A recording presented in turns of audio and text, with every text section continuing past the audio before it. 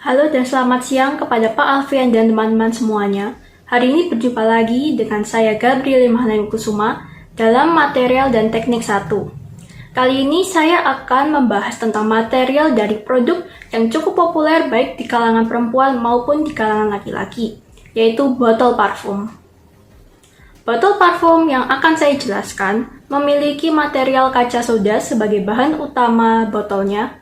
Tutup botol parfumnya yang terbuat dari surlin dan spraynya yang terbuat dari komposit PP. Saya akan memulai penjelasan material dari produk ini berawal dari material kaca soda.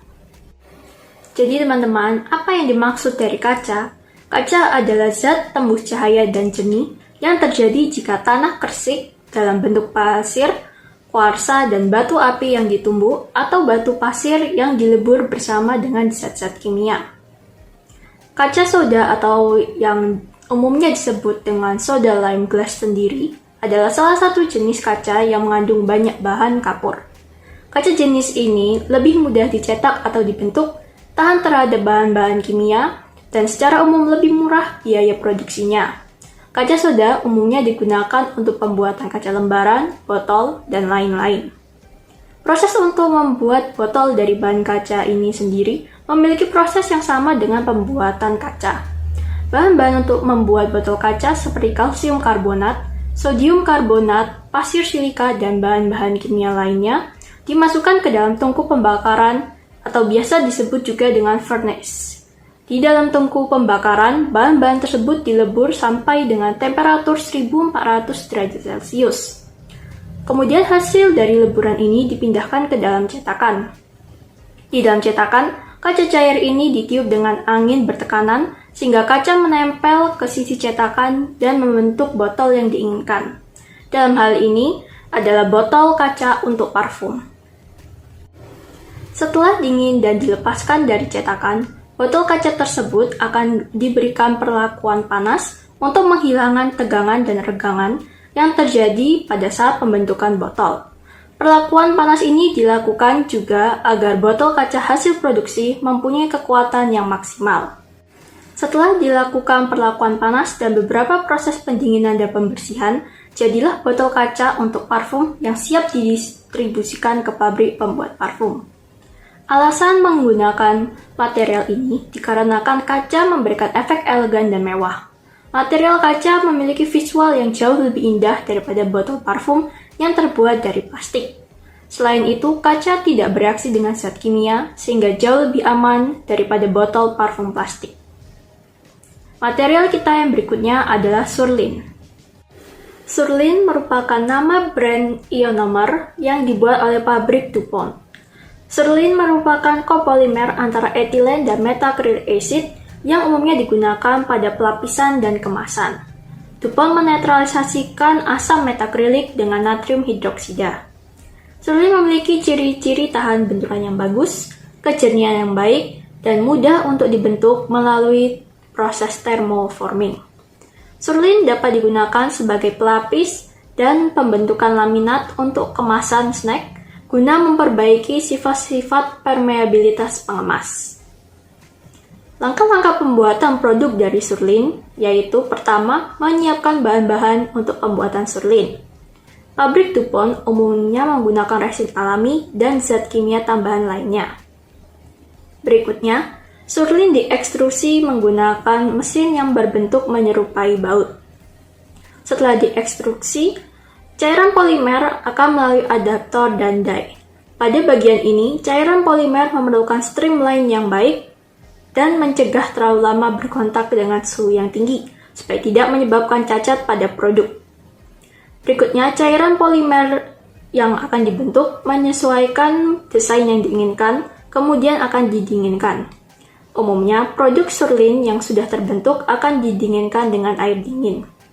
Terakhir, produk akan dikemas sesuai pesanan konsumen. Alasan penggunaan material ini adalah dikarenakan material ini lebih mudah untuk dibentuk sehingga mampu merealisasikan desain yang cukup kompleks dan unik daripada material kaca. Material kita yang terakhir adalah komposit PP. PP atau polipropilen merupakan jenis polimer yang tahan lemak atau minyak, tahan terhadap temperatur tinggi, tahan terhadap alkali dan asam, dan memiliki bentuk yang lebih kaku dibandingkan jenis PE. Terkenal dengan keunggulannya dalam impact strength dan permukaannya mengkilap. Sebagai contoh penggunaannya adalah kemasan rokok, keripik, roti, dan masih banyak lainnya. Polipropilen atau PP memiliki ketahanan kimia yang baik sehingga banyak diterapkan sebagai botol untuk minyak. Di samping itu, kekuatan mekanis dan titik didih yang tinggi sehingga banyak digunakan sebagai wadah tahan panas. Plastik PP untuk produk ini dibuat melalui proses injection molding. Secara garis besar, proses injeksi molding dimulai dengan mengatur posisi awal cetakan menjadi terbuka penuh, sehingga memungkinkan produk yang dihasilkan nantinya dapat dikeluarkan atau diambil dengan mudah.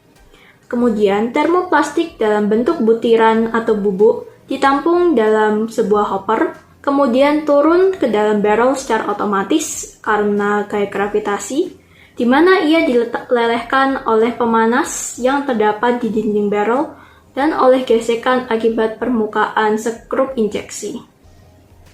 Setelah itu, plastik yang sudah meleleh diinjeksikan oleh skrup injeksi melalui nozzle-nya ke dalam cetakan yang didinginkan oleh air. Berikutnya adalah proses isi ulang dan pendinginan atau yang dapat disebut charging and cooling. Proses isi ulang plastik cair untuk disuntikan pada siklus selanjutnya bersamaan dengan proses pendinginan cetakan plastik. Pada saat proses pendinginan produk secara bersamaan di dalam barrel terjadi proses pelelehan plastik sehingga begitu produk dikeluarkan dari cetakan dan cetakan menutup, plastik leleh bisa langsung diinjeksikan. Terakhir adalah membuka cetakan untuk mengeluarkan produk yang sudah dingin dan mengeras. Produk dikeluarkan dari cetakan oleh pendorong hidraulik yang tertanam dalam rumah cetakan. Penggunaan material ini dikarenakan bahannya yang mampu dilakukan tanpa patah dan juga tidak mudah bereaksi terhadap bahan kimia, baik itu asam maupun basah. Bahan ini memang terkesan keras, namun masih memiliki sifat elastis dengan tingkat kerusakan atau patah yang sangat kecil. Serta, bahan ini memiliki harga yang cukup murah. Itulah yang dapat saya jelaskan mengenai material-material yang membentuk botol parfum ini. Tentu semua pengetahuan ini tidak mampu saya dapatkan tanpa bantuan dari sumber-sumber berikut. Saya mengucapkan terima kasih atas teman-teman yang sudah meluangkan waktu untuk memperhatikan penjelasan dari saya. Saya mohon maaf apabila ada salah kata yang mungkin secara tidak sengaja menyinggung perasaan teman-teman. Akhir kata, saya ucapkan terima kasih dan sampai jumpa.